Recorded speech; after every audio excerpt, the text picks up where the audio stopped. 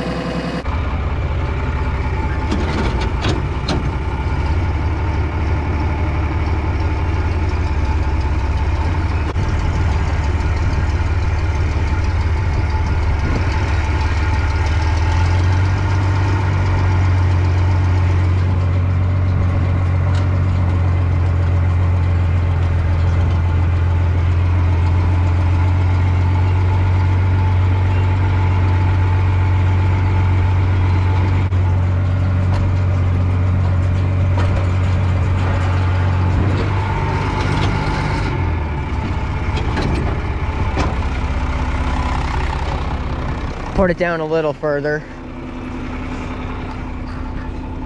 You can see it's not quite, we don't want it fully touching the ground, but we want it a little closer than that. Should be good.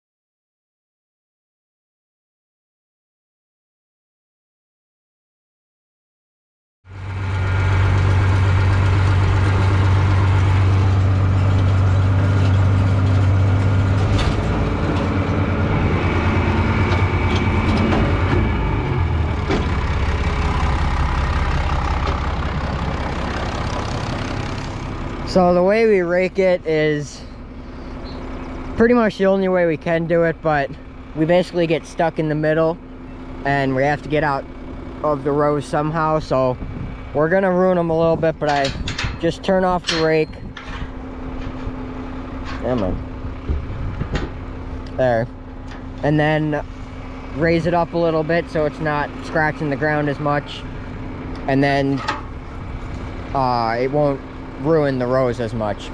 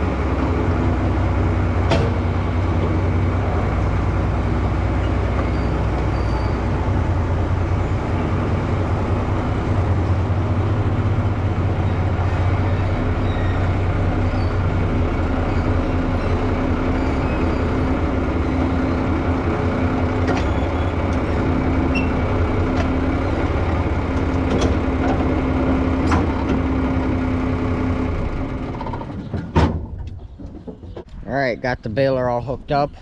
Now I'm gonna grease it, and I don't think there's too many points on here. There's some in here, I think. One here on the flywheel.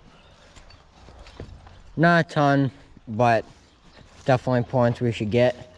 And then with twine, we'll have enough for one wagon full, but we're gonna have to get more for the second.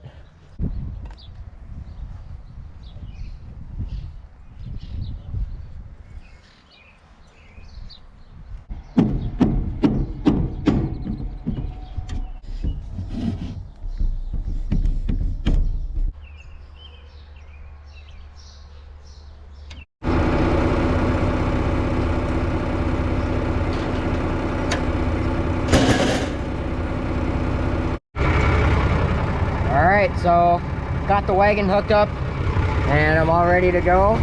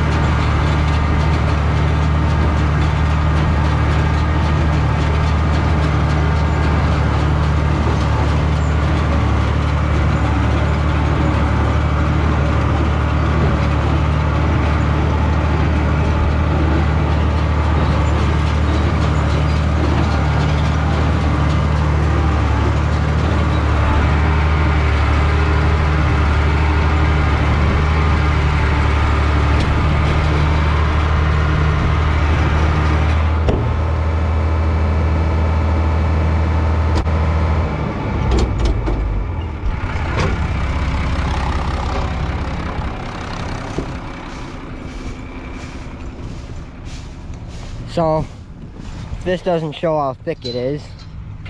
I'm not sure what does, but I think I got it clogged.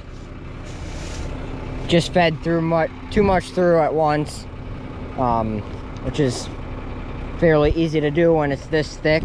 And I'm in third gear, which is a gear lower than what I usually am in, so we'll try and get this unclogged right now.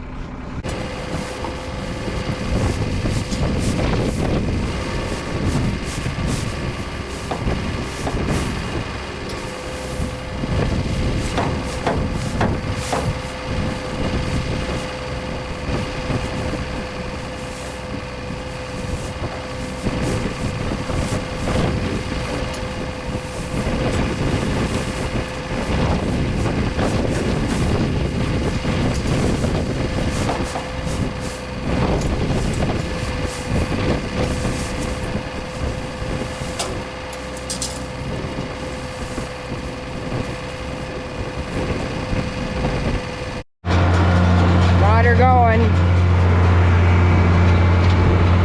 We'll go to second gear for now.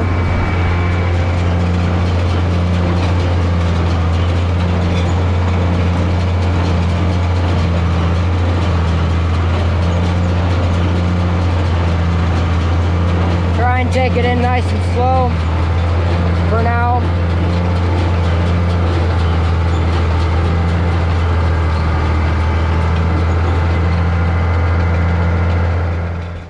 Alright, so had to stop here.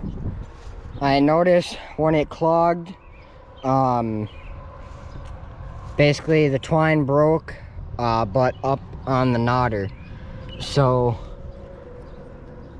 basically, I don't exactly know what we have to do, but we're gonna have to re-thread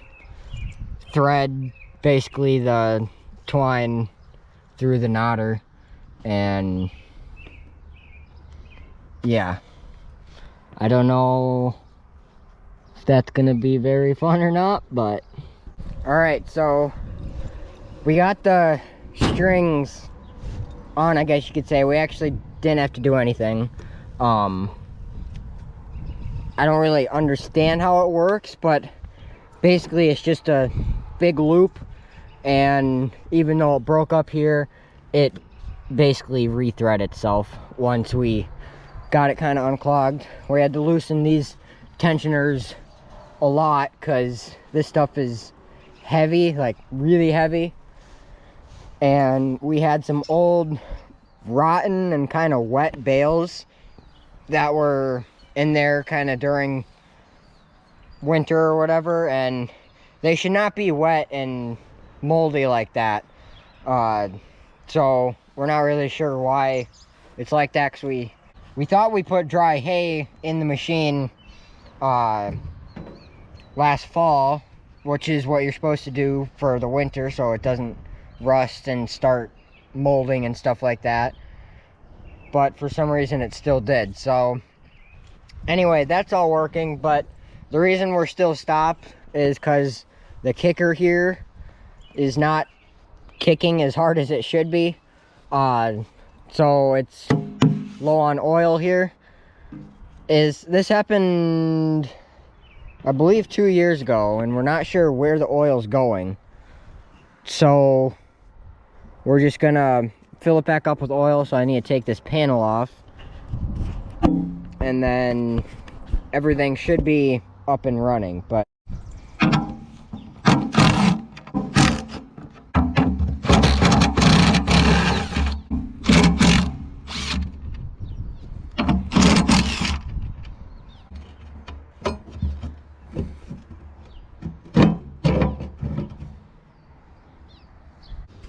I'm not sure how well you can see in there, but it's definitely lower than it should be.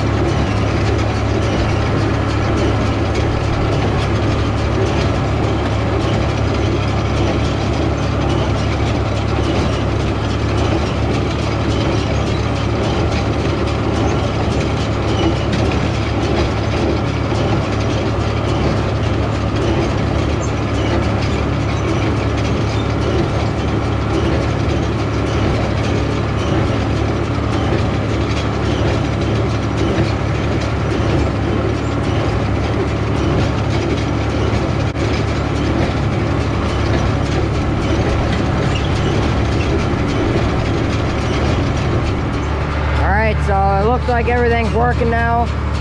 We got some oil for the kicker, and I'm going in second gear now.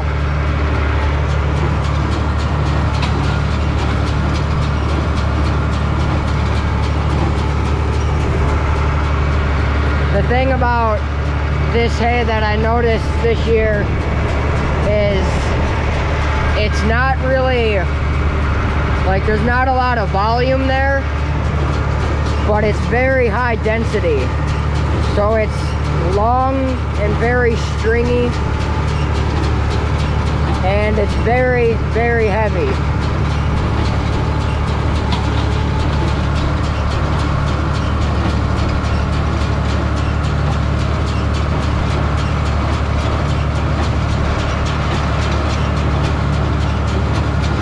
So up on top of this hill, It's a little thinner, so I probably could be in third gear, but down towards the sheds and over there by those trees, it's thicker, and third gear just isn't gonna work.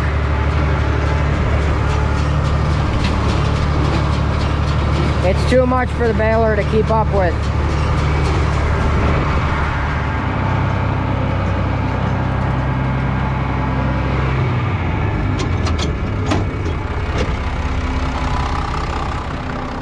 So I got a wagon full already. A wagon full is usually around 100 bales-ish. Obviously it depends on how well I can pack it and just how they fly, I guess, but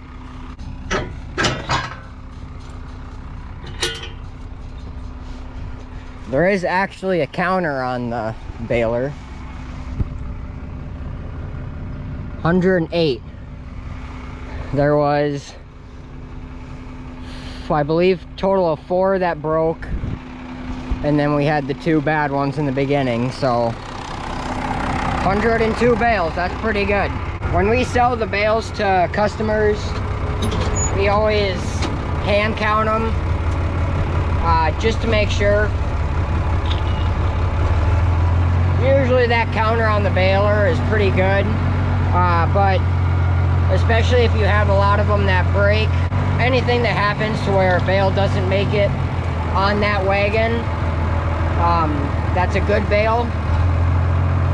That's still going to be counted by the bale counter, but not going to be counted by hand, obviously. So now the other wagon is in the barn, so I got to open that door and hook up to it.